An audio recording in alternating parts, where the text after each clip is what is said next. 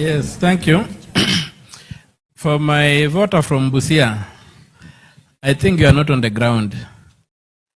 And if you are depending on the Auditor General's reports and reports of the EACC, you are totally lost. Those reports are heavily sanitized. I've engaged the Auditor General, I've rejected the reports on Busia.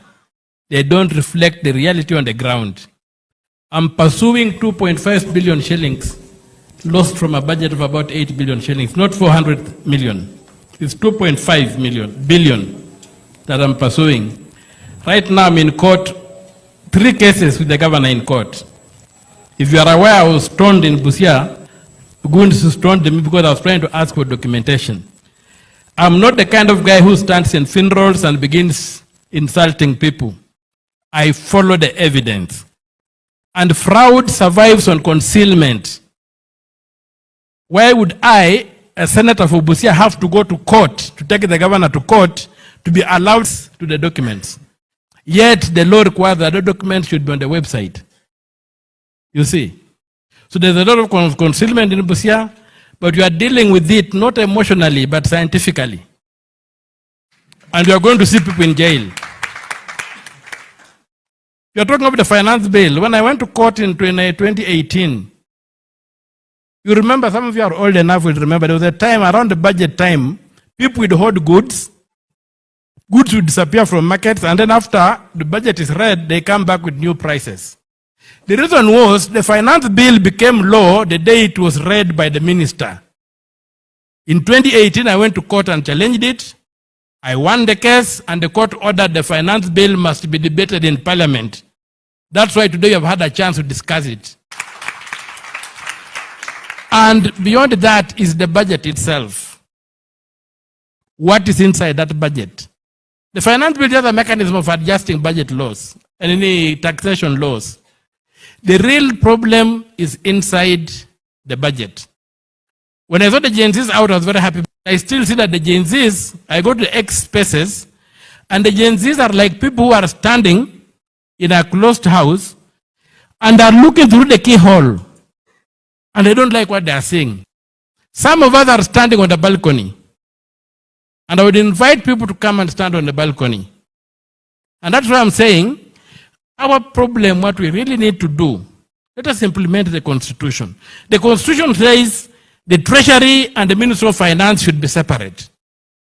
Why did the Public Finance Management Act bring them back together? So that the Treasury can be the pocket money for politicians. If we take the Treasury away and put it under professional and lock the key, you will drain the swamp. This money that you confuse it will not be there. So let us come and look aside. With the presidential election, the Constitution is very clear.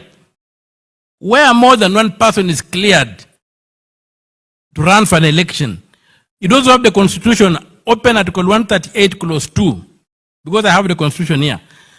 You will find it says where more than one candidate is cleared for an election, an election shall be held in each constituency. We need to have results from each constituency publicized. Where do we go to Bomas? There's a returning officer in the constituency who should be able to determine that election there. We should know that in a Madara constituency, candidate A got this, candidate B got that. And then even the media will be able to call the election and say, even before it is declared, they will call the election and say, from the look of things, fulani ameanguka nayo. Sindio? But it's only the Kenyan election that you go and wait for days and days and days. So, if we went down and said, okay, we are going to implement the Constitution and the presidential election will end at the constituency, and we will know the results, there will be no nonsense of saying who won, who did not win. When you come down to the Bill of Rights, let us implement it. Chapter 6, let us implement those things and demand that these things are done. The other question about the EACC, let us also implement the law on the EACC. The EACC is not supposed to be fighting crime in this country. The EACC is supposed to be enforcing a code of conduct. That is chapter 6. Supposed to see that people are reporting to work on good time, people are wearing clean clothes, people are behaving well. Crime busting must be given back to the police. Let people not go to perform catwalks in Integrity Center. Let them go and sleep on the floor of the house. There is something in this country called mischaracterization of crime. And the elite have succeeded to mischaracterize two very serious crimes in this country. One of them is what we call corruption. It's theft by servant. Theft by servant, and they should be arrested by the OCS and put in police cells and be made to sleep on the floor. Not to go and be given 3-course meals at the EACC. The other crime that has been mischaracterized in this country is robbery with violence concerning theft of livestock. We call it cattle rustling. We call it a cultural activity. But people are snatched property, people are killed.